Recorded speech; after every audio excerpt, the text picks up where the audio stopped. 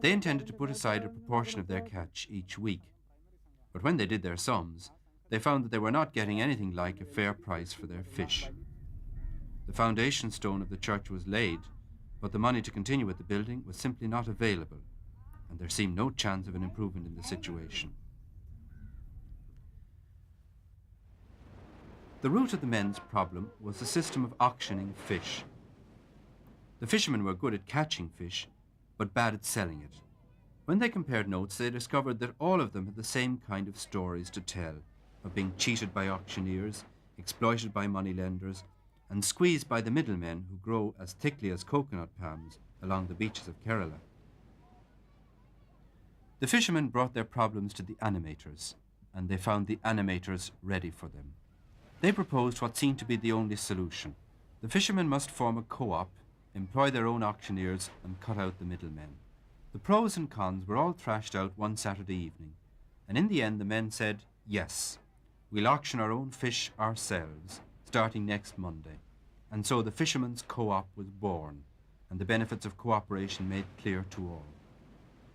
In fact, the cooperative auction worked so well that soon fishermen were coming from other villages to sell their catch on the beach at Marianad, where prices were fair, and the dishonest merchants and moneylenders had no longer any place. The auctioneers don't all employ the same technique. Some use the hard sell, firm-jawed and steely-eyed, refusing to take no for an answer.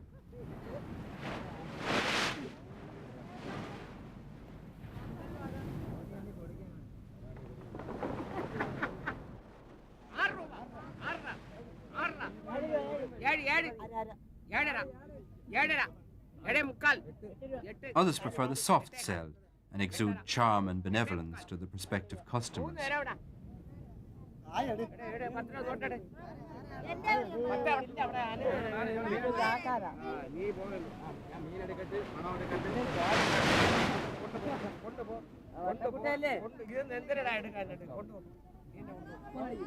But whatever the technique of the auctioneer, the important thing is that the fish are sold at a fair price.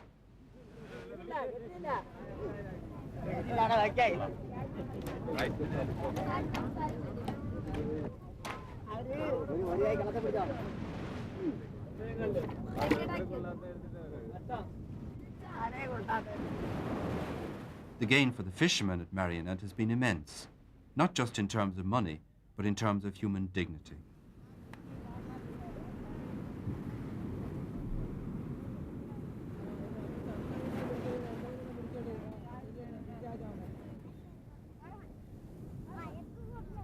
സംഘത്തിലുള്ള ആൾക്കാർക്കാണെങ്കിൽ സംഘം വഴി ചേർന്നുകൊണ്ട് As a member of the co-op, I am able to get a fair price and a higher price for the fish I catch, and I get it the very next day.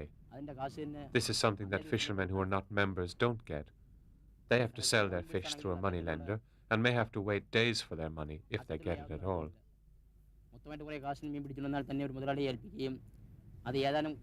When auctioning our fish, the co-op deducts 5%, of which 2% is credited to our personal savings accounts, and 3% goes as commission to the co-op. This 3% is what makes the income of the co-op. If the co-op makes a profit, this is distributed among the members once a year. A man who is a member of the co-op feels he is really a person, and this is perhaps the most important thing of all. Another problem looking for another solution. What was to be done when there were exceptionally large catches and there were not enough buyers on the beach? The old solution was to sell at giveaway prices or throw the fish away. But now the co-op has invested in an up-to-date plant where surplus fish can be processed and kept in refrigeration until a suitable market is found. Fish from Marianad is now regularly on sale as far away as the city of Trivandrum, which is 30 miles away, thanks to the business skill of John Kurian, one of the 4 animators. Well, for facts, the cooperative started, for example, with a sale of 50,000 rupees. And now we have a sale of 600,000 rupees. That's about 10-fold increase in 6 years. And membership hasn't doubled, but has gone up by about 50%. Then, for example, savings. Savings has also more than gone up by 5 times the level at which it started. And savings is what the people have with themselves. Well, if income is an indicator, well, then you have people who have joined the cooperative have more than double their income. If participation is a success, then you have people who are really involved in the actual decision making in the cooperative. And if you see a meeting of a general body meeting of a cooperative, you'll really feel that, I mean, you know, they own the thing and they want to run it and they feel that it's theirs. And I think, you know, these are the two measures I would use to really be convinced that this is a people's organization which has been a success.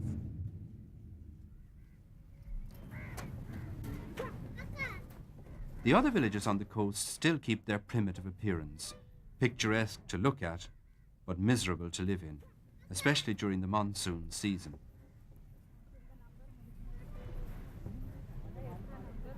But good news travels fast, and helping the good news to travel is the job of Nalini, the fourth and last member of the team of animators.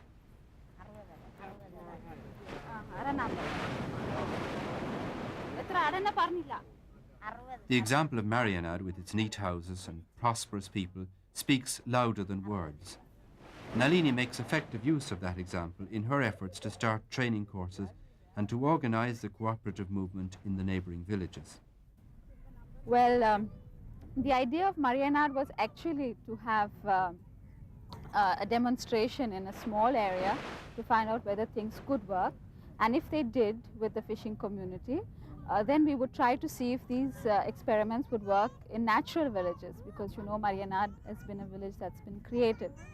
And so one of the first steps to extension was, when we felt confident about what we were doing, was that we could train young people from other fishing villages and interior villages to try to do similar things in their villages. And so we had a kind of training program, an intensive training program of 5 months, where young people who were selected from their villages came and lived in Marianad for 5 months. We had different subjects, you know, related to personal life, social life, and life in the country. And when they went back to their villages, if they found that they could do something, then we helped them start small programs. Initially, the girls started things like mother and child care, children's programs, literacy programs for women.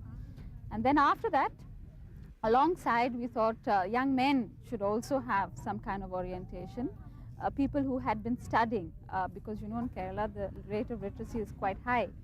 And so we started organizing leadership programs for young people.